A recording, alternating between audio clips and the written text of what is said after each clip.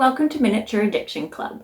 My name's Lou, and last week I decorated the exterior of my room box in bricks I made from egg cartons. And today I'm going to be making all of the finishing touches and decor for my bohemian style room box.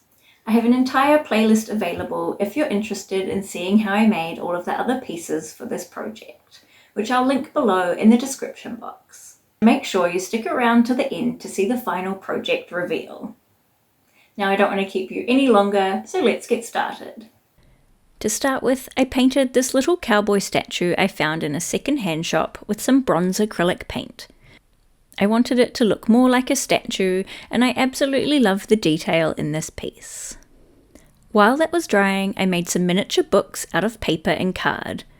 I glued two together with some PVA glue and glued a tiny shell on top. It soon became clear that I needed a lot more books to fill my miniature bookcase. So I made a bunch more.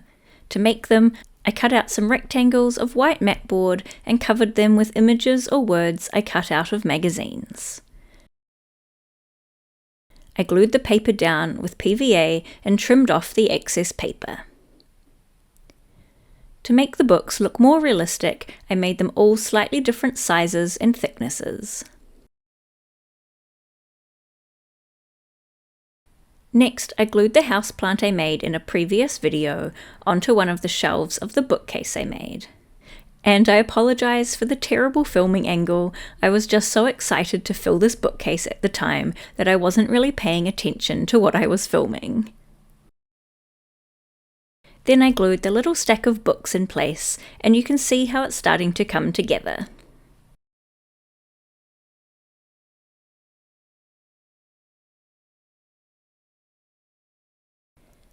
I also added another stack of books and the cowboy figurine.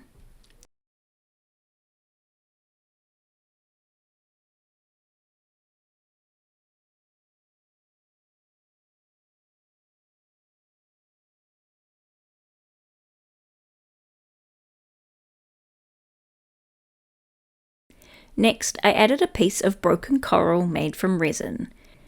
This is from a life-size replica, but it also works in miniature scale. Next, I glued a bunch of books together to form a stack and glued them in place.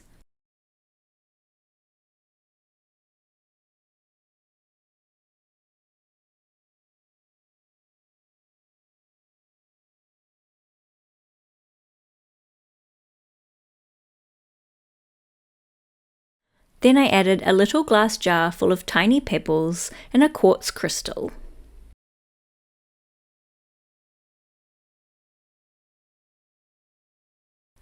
I love how this bookcase looks full of interesting knickknacks, and it's one of my favourite pieces I've made so far. I had originally planned on making a coffee table from scratch, but I found this metal thing at a second-hand store for $2, and it was the right scale and style for the room. I'm not too sure what it was originally, but it made a great coffee table once I painted it to match the other pieces in the room.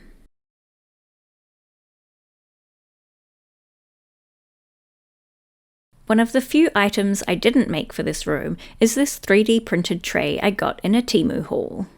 However, I am going to add a wash of acrylic paint to add more depth to it before decorating it. I watered down some burnt umber acrylic and brushed it on to bring out the woven details.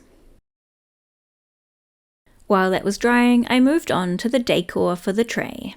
I made a little perfume or room spray bottle by gluing these two beads together with tacky glue.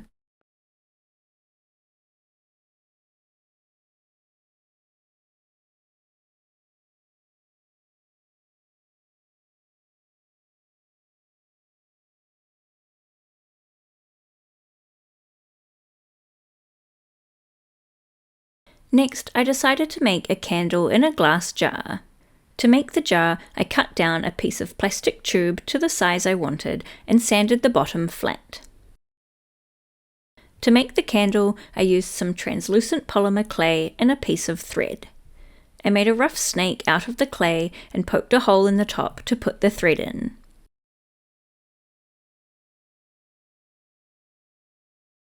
It was a bit too short for my jar, so I pulled it out and added some more clay to the bottom.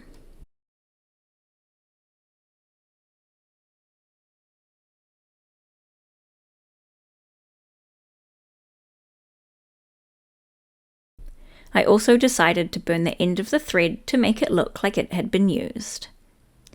Then I put it back in the tube and used my dotting tool to pack it down. And because it's in a plastic tube, I decided not to bake the clay.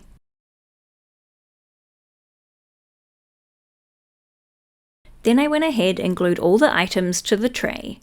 First I added the candle, then I added this little flower which was originally part of a clip-on earring. Then I added the perfume bottle and a tiny shell. I love how this piece turned out, and I really enjoyed adding all of the tiny details. The final item for this room is a macrame wall hanging, and you might have already spied it in my last video. I found this fabric in my stash and it has a bumpy texture which works really well. I cut out a rectangle in the size I needed. I also have this calico fabric which has a frayed edge, which I also used to make the fringing on the rug. I cut a piece the same width as my wall hanging.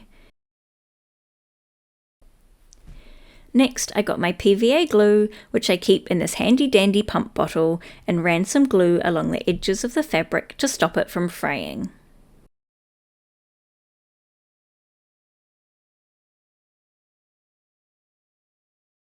I cut another piece of fringing, and this time I folded it in half and cut the fringe at an angle to create a point.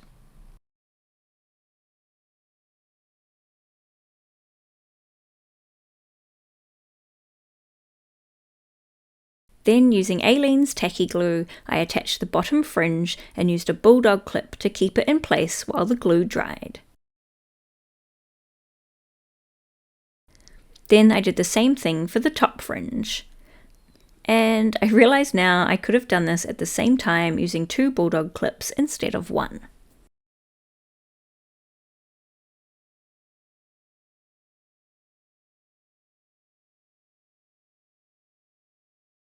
Then I took a toothpick and trimmed off the pointy ends, making it slightly wider than my fabric.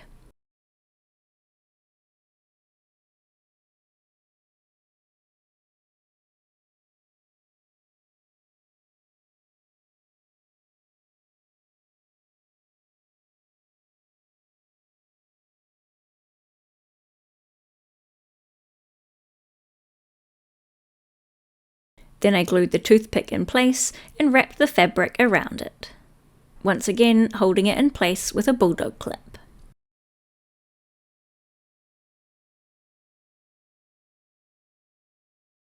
Once the glue had dried, I took some string and attached it to each end of the toothpick.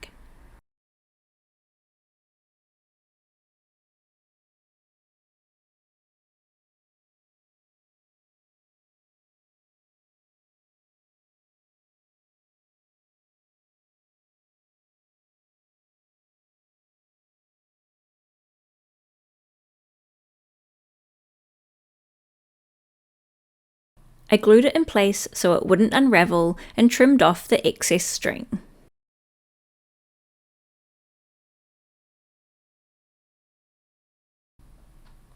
And there we have our mini wall hanging. These were so much fun to make, I couldn't help but make a few extra, and these will be available in my store, which I will link in the description box below. And now here comes the part you have all been waiting for. Let's decorate this room box.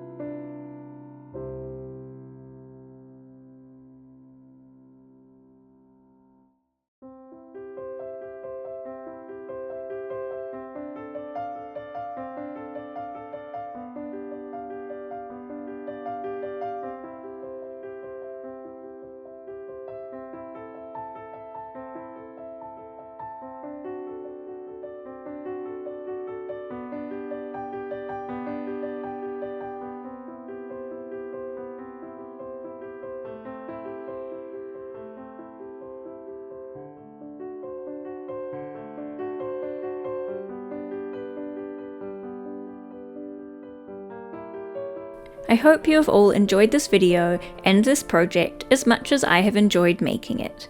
Please leave a like or a comment below if you did.